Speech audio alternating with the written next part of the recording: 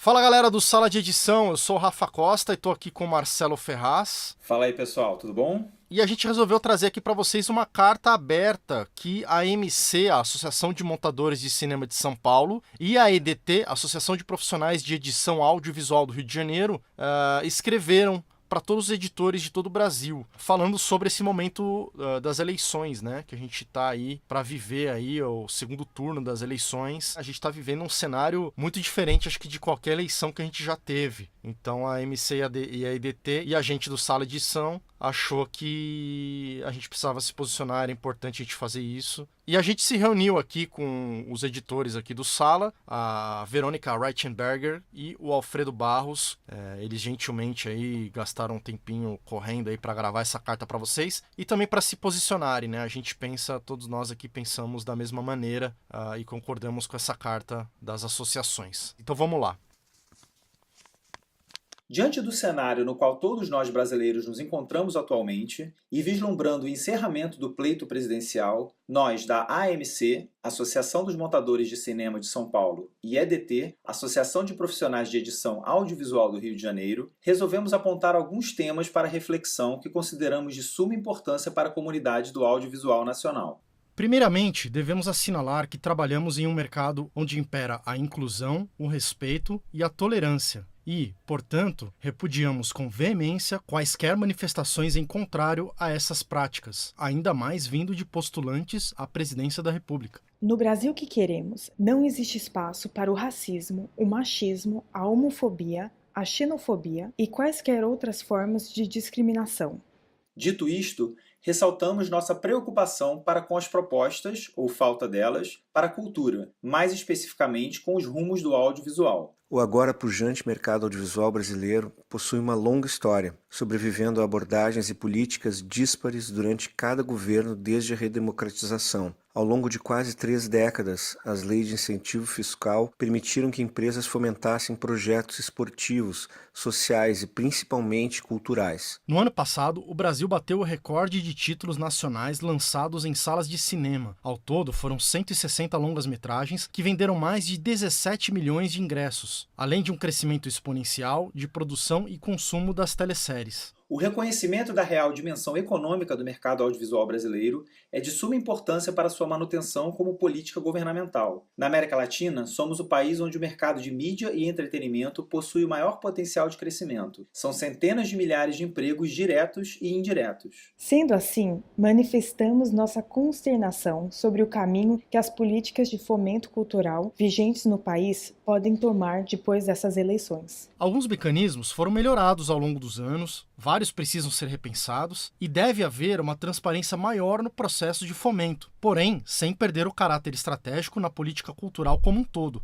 Dessa forma, repudiamos um possível desmonte do Ministério da Cultura e suas políticas e estruturas de incentivo, bem como um possível sequestro da verba do Fundo Setorial do Audiovisual que tantos empregos gera no Brasil. Prezamos a democracia que protege os direitos humanos fundamentais, as oportunidades de participação na vida política, econômica e cultural da sociedade. A participação de cada associado, de cada cidadão nesse processo eletivo, deve ter em consideração o impacto do plano de governo do candidato escolhido. Fiquemos atentos aos rumos que nosso mercado irá trilhar na futura administração e façamos nossos representantes lembrarem que governos passam, mas a cultura é o patrimônio imaterial que nos define como um povo. Nosso chamado é para contar histórias. Vamos contar a nossa, cada vez mais ativa e participante. Atenciosamente, AMC, Associação dos Montadores de Cinema de São Paulo, e EDT, Associação de Profissionais de Edição Audiovisual do Rio de Janeiro.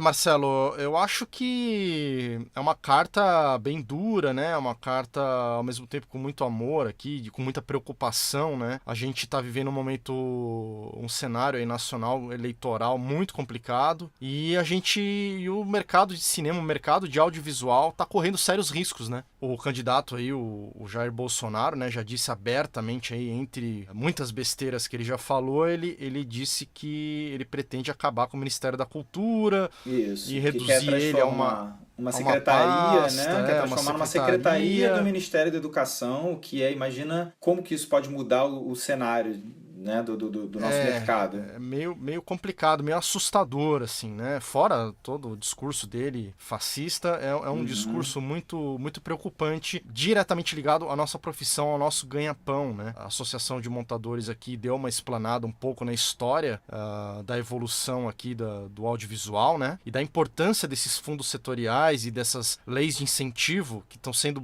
atacadas, inclusive, pelo Bolsonaro, por gente que não entende, não trabalha, não tá no dia a dia com a gente. Até a gente entende que são pessoas que não são da área, são pessoas muito diferentes da gente, a gente respeita isso, mas a gente realmente se preocupa muito. Se você der um Google, fizer uma pesquisa meio por cima, até você vai ver que a gente já passou por esses problemas anteriormente. O mercado audiovisual brasileiro sofreu muito. Ele praticamente deixou de existir naquela época, né? Ali nos anos 90, realmente quase zerado naquela época. Eu não trabalhava naquela época, mas enfim, não gostaria que esse cenário se repetisse e eu parasse de trabalhar com audiovisual, né? Então dá uma pesquisada melhor no seu candidato, na proposta de governo dele, vê aí o que você acha, porque nós aqui da AMC, da EDT e do Sala de Edição achamos que é um risco enorme à democracia e também pro nosso mercado audiovisual. Lembrando também que nós do Sala de Edição somos a favor da pluralidade, nós somos extremamente contra o racismo, o machismo, a homofobia e a xenofobia. A gente não faz diferença de pessoas, a gente não faz diferença de onde a pessoa veio, onde ela nasceu, onde ela mora, qual a orientação sexual dela. Eu acho que todos nós somos iguais e não tem por que a gente separar as pessoas, né? Pelo que elas são ou pelo que elas pensam. E a gente acha que isso é muito importante ser mantido, né? É discurso que ameaça essa garantia que a gente tem de que somos todos iguais. Isso é muito grave e muito perigoso. Então a gente resolveu, enfim, mandar essa carta com muito amor aí para todos vocês que gostam da gente, para vocês pensarem um pouco melhor e saberem da nossa posição também. Um grande abraço para todos vocês, fiquem com Deus e segunda-feira tem episódio novo no ar. Isto não é um poema, só desabafo que não pude não fazer e não pude fazer de outra forma que não fosse assim, fatiando as frases no espaço aqui. Hoje eu vi aterrorizado um artista assassinado, Modo Katendê, mestre de capoeira, autor do Badauê, por conta de uma divergência política num bar da Bahia.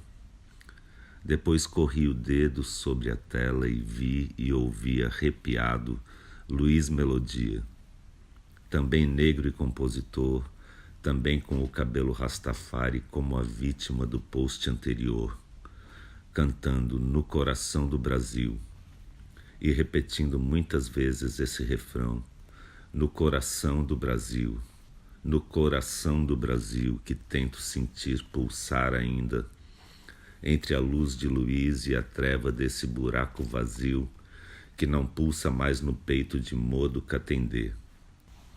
E não existe amor em SP, ou no coração do Brasil, fraturado nesses dias brutos de coturnos chucros a chutar a cara de quem ama arte, cultura, educação, liberdade de expressão, diversidade, cidadania, solidariedade, democracia. Mas não se dá a mínima.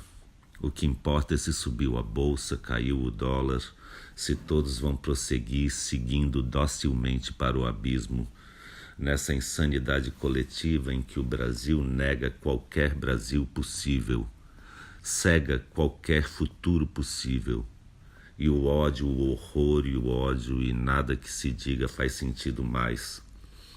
Para que expor na cara desses caras a palavra explícita, gravada em vídeo e repetida, do seu mito dizendo: eu apoio a tortura, eu defendo a ditadura, eu vou fechar o Congresso, não servem nem para procriar. Não te estupro porque você não merece. A gente vai varrer esses vagabundos daqui. O erro foi torturar e não matar. Viadinho tem que apanhar, etc, e tudo mais que repete incansavelmente há anos ante câmeras e microfones.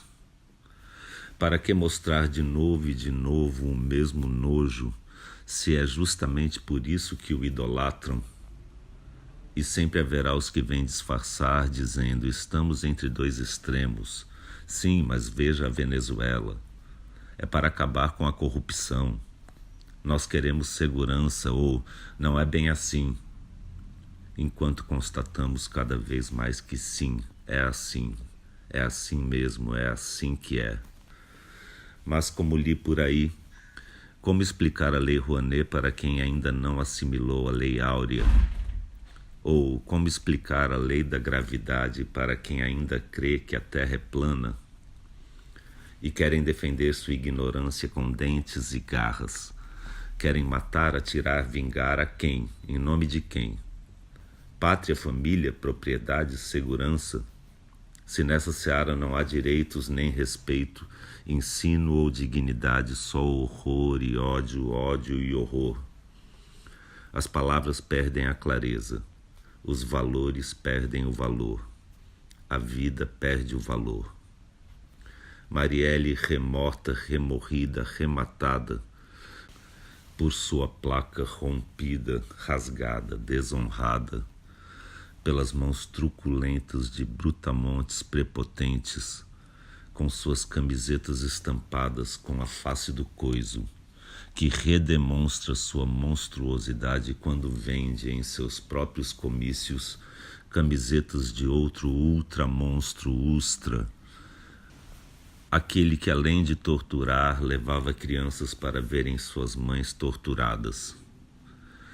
E esses mesmos abomináveis que diante de uma claque vergonhosa se orgulham de terem rasgado as placas com o nome Marielle Franco, estão sim agora eleitos, satisfeitos, mas não saciados de todo o sangue de inocentes que há de correr só por serem diferentes, excitando em outros o desejo de exercer seu obscuro poder de milícia, polícia, esquadrão da morte, e o anúncio da rocinha metralhada como solução, a barbaridade finalmente institucionalizada como diversão, o Brasil finalmente sem coração. Fora da ONU e dos acordos internacionais pelo meio ambiente, sem controle de sensatez ou mentalidade, sem limite humanitário. Não vai ter ONG, não vai ter ativismo, não vai ter mimimi.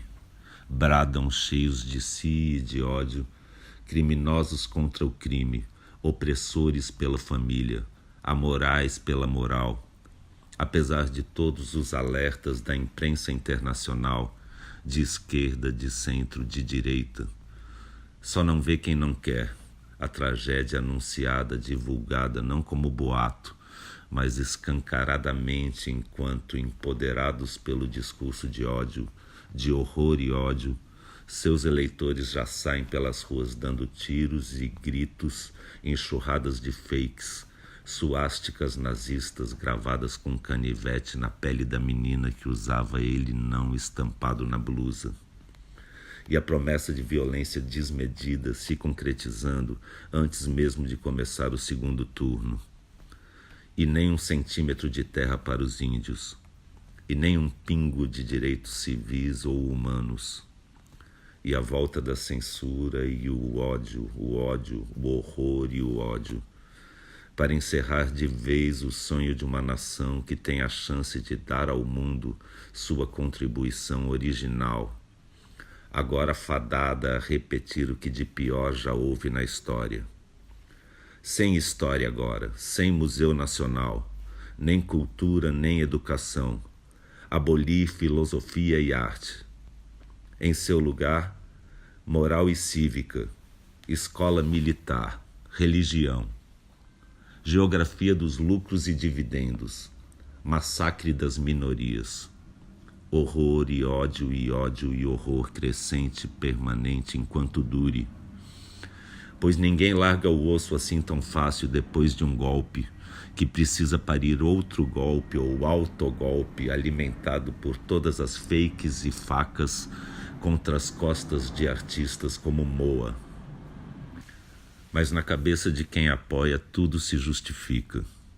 o fascismo, a tortura dos presos, o sumário julgamento sem júri, autorização dada à polícia para matar, e o ódio aos pobres, as blitzes ostensivas, a guerra declarada dos que aceitam assassinos para combater bandidos.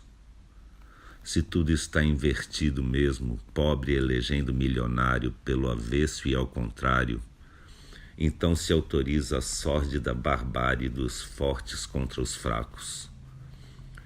Algo está muito doente no Brasil, no descoração do Brasil, que mente, se omite, agride, regride, para avançar sem freios em direção ao fascismo, seguindo a música hipnótica do ódio, horror e ódio, pregados em igrejas em nome de Deus e de Cristo.